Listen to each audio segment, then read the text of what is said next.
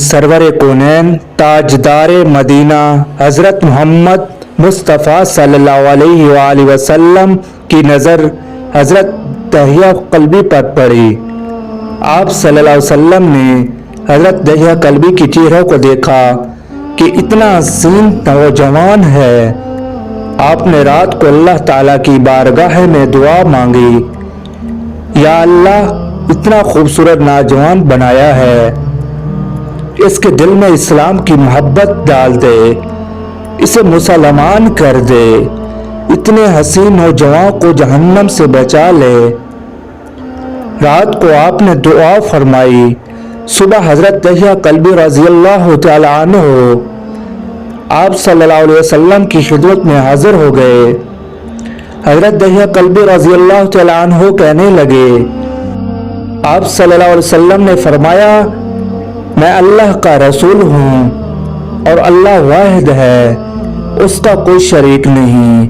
پھر توحید و رسالت کے بارے میں حضرت دحیہ کلبی رضی اللہ تعالی عنہ کو بتایا۔ حضرت دحیہ نے کہا، اللہ کے نبی میں مسلمان تو ہو جاؤں، لیکن ایک بات کا ہر وقت ڈر لگا رہتا ہے، ایک گناہ میں نے ایسا کیا ہے کہ آپ کا اللہ مجھے کبھی معاف نہیں کرے گا۔ یا رسول اللہ، میں اپنے قبیلے کا سربراہ ہوں اور ہمارے ہاں بیٹیوں کی پیدائش پر انہیں زندہ دفن کیا جاتا ہے۔ میں کیونکہ قبیلے کا سردار ہوں، اس لیے میں نے 70 گھروں کی بیٹیوں کو زندہ دفن کیا ہے۔ آپ کا رب مجھے کبھی معاف نہیں کرے گا۔ اسی وقت حضرت جبرائیل امین علیہ السلام حاضر ہوئے۔ یا رسول اللہ صلی اللہ علیہ وسلم، اللہ سلام کہتا ہے اور فرماتا ہے کہ اسے کہیں اب تک جو ہو گیا سو ہو گیا، اس کے بعد ایسا گناہ کبھی نہ کرنا، ہم نے معاف کر دیا۔ حضرت دحیہ آپ کی زبان سے یہ بات سن کر رونے لگے۔ آپ صلی اللہ علیہ وسلم نے فرمایا، دحیہ آپ کیا ہوا ہے، کیوں روتے ہو؟ حضرت دحیہ کلبی کہنے لگے، یا رسول اللہ، میرے ایک گناہ اور بھی ہے جسے آپ کا رب کبھی معاف نہیں کرے گا۔ آپ صلی اللہ علیہ وسلم نے فرمایا، دحیہ کیسا گناہ بتاؤ؟ حضرت دحیہ کلبی فرمانے لگے، یا رسول اللہ، میری بیوی حاملہ تھی اور مجھے کسی کام کی غرض سے دوسرے ملک جانا تھا۔ میں نے جاتے ہوئے بیوی کو کہا، اگر بیٹا ہو تو اس کی پرورش کرنا اور اگر بیٹی ہو تو اسے زندہ دفن کر دینا۔ اتنے میں ایک چھوٹی سی بچی نے دروازہ کھولا اور پوچھا، کون؟ میں نے کہا، تم کون؟ تو وہ بچی بولی، میں اس گھر کے مالک کی بیٹی ہوں، آپ کون ہیں؟ دحیہ فرمانے لگے، یا رسول اللہ صلی اللہ علیہ وسلم، میرے منہ سے نکل گیا، اگر تم بیٹی ہو اس گھر کے مالک کی تو میں مالک ہوں اس گھر کا۔ یا رسول اللہ، میرے منہ سے یہ بات نکلنے کی دیر تھی کہ چھوٹی سی بچی میری ٹانگوں سے مجھے پکڑ لیا اور بولنے لگی، بابا بابا بابا، آپ کہاں چلے گئے تھے؟ بابا، میں کس دن سے آپ کا انتظار کر رہی ہوں۔ حضرت دحیہ کلبی روتے جا رہے ہیں اور فرماتے ہیں، اے اللہ کے نبی، میں نے بیٹی کو دھکا دیا اور جا کر بیوی سے پوچھا، یہ بچی کون ہے؟ بیوی رونے لگ گئی اور کہنے لگی، دحیہ یہ تمہاری بیٹی ہے۔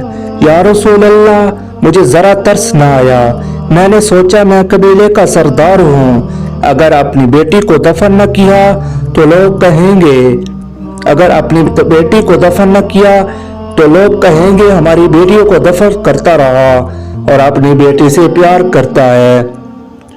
حضرت دحیہ کی آنکھوں سے اشک زار و قطار نکلنے لگے۔ یا رسول اللہ، وہ بچی بہت خوبصورت، بہت حسین تھی، میرا دل کر رہا تھا اسے سینے سے لگا لوں، پھر سوچتا تھا کہیں لوگ بعد میں یہ باتیں نہ کہیں کہ اپنی بیٹی کی باری آئی تو اسے زندہ دفن کیوں نہیں کیا۔ میں گھر سے بیٹی کو تیار کروا کر نکلا तो बीवी ने मेरे पांव पकड़ लिए। दहिया ना मारना इसे, दहिया ये तुम्हारी बेटी है, माँ तो आखिर माँ होती है। मैंने बीवी को पीछे धक्का दिया और बच्ची को लेकर चल पड़ा। रास्ते में मेरी बेटी ने कहा, बाबा मुझे नानी के घर लेकर जा रहे हो? बाबा क्या मुझे खिलौने लेकर देने जा रहे हो? बाबा हम कहाँ जा रहे हैं? दहिया कल्बी रोते जाते हैं और वाकया सुनाते जा रहे हैं। या रसूलल्लाह, मैं बच्ची के सवालों को जवाब ही नहीं देता था। वो पूछती जा रही है, बाबा किधर चले गए थे? कभी मेरा मुंह चूमती है, कभी बाजू गर्दन के गिर्द दे लेती है, लेकिन मैं कुछ नहीं बोलता। एक मकाम पर जाकर मैंने उसे बिठा दिया और खुद उसकी कब्र खोदने लग गया। आका करीम सल्लल्लाहु अलैहि वसल्लम दहिया की ज़बान से ये वाक़या सुनते जा रहे हैं और होते जा रहे हैं। मेरी बेटी ने जब देखा मेरा बाप धूप में सख्त काम कर रहा है तो उठकर मेरे पास आई। अपने गले में छोटा सा दुपट्टा था, उतार कर मेरे चेहरे से रेत साफ करते हुए कहती है, बाबा धूप में क्यों काम कर रहे हैं? छाँव में आ जाइए। बाबा ये क्यों खोद रहे हैं? इस जगह बाबा गर्मी से छाँव में आ जाइए। और साथ साथ मेरा पसीना और मिट्टी साफ करती जा रही है। लेकिन मुझे तरस न आया। आखिर जब कब्र खोद ली तो मेरी बेटी पास आई। मैंने धक्का दे दिया, वो कब्र में गिर गई और मैं रेत डालने लग गया। बच्ची रेत में से रोती हुई अपने छोटे छोटे हाथ मेरे सामने जोड़कर कहने लगी, बाबा मैं नहीं लेती खिलौने, बाबा मैं नहीं जाती नानी के घर, बाबा मैं शक्ल पसंद नहीं आई तो मैं कभी नहीं आती आपके सामने, बाबा मुझे ऐसे ना मारे। या रसूलल्लाह सल्लल्लाहु अलैहि वसल्लम, मैं रवायत रेत डालता गया। या रसूलल्लाह सल्लल्लाहु अलैहि वसल्लम, मैं रेत डालता गया। मुझे इसकी बात सुनकर भी तरस नहीं आया। मेरी बेटी पर जब मिट्टी मुकम्मल हो गई और उसका सर रह गया तो मेरी बेटी ने मेरी तरफ से तवज्जो ख़त्म की और बोली, ऐ मेरे मालिक, मैंने सुना है तेरा एक नबी आएगा जो बेटियों को इज्जत देगा, जो बेटियों की इज्जत बचाएगा। ए अल्लाह, वो नबी भेज दे, बेटियां मर रही हैं। फिर मैंने उसे रेत में दफना दिया। हजरत दहिया कल्बी रजी अल्लाह तआला अन्हु वाक़या सुनाते हुए बेइंतहा रोए। ये वाक़या जब बता दिया तो देखा आप सल्लम इतना रो रहे हैं कि आप सल्लम की दाढ़ी मुबारक आंसू से गीली हो गई। आप सल्लम ने फरमाया, दहिया जरा फिर से अपनी बेटी का वाक़या सुनाओ। इस बेटी का वाक़या जो मोहम्मद सल्लम के इंतज़ार में दुनिया से चली गई। आप सल्लम ने 3 दफ़ा ये वाक़या सुना और इतना रोए कि आपको देखकर सहाबा रज़ी अल्लाह तआला अन्हु रोने लग गए और कहने लगे, ऐ दहिया क्यों रुलाता है हमारे आका को, हमसे बर्दाश्त नहीं हो रहा। आप सल्लम हजरत दहिया से 3 बार वाक़या सुना तो हजरत दहिया की रो रो कर कोई हालत ना रही।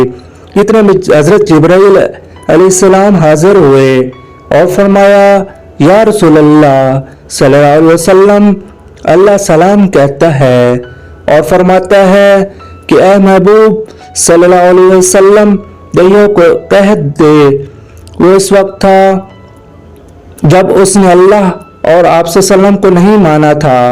अब मुझको और आपको इसने मान लिया है तो दहिया का ये गुनाह भी हमने माफ कर दिया है। इसके बाद आप सल्लम ने फरमाया, जिसने 2 बेटियों की कफालत की, उन्हें बड़ा किया, उनके फराइज अदा किए, वो क़यामत के दिन हमारे साथ इस तरह होगा जिस तरह शहादत की 7 वाली उंगली आपस में है।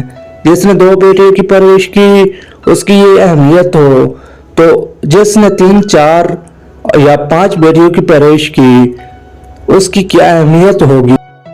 बेटियों की पैदाइश पर घबराया न करें, इन्हें वालिदैन पर बड़ा मान होता है और ये बेटियां अल्लाह की खास रहमत होती हैं।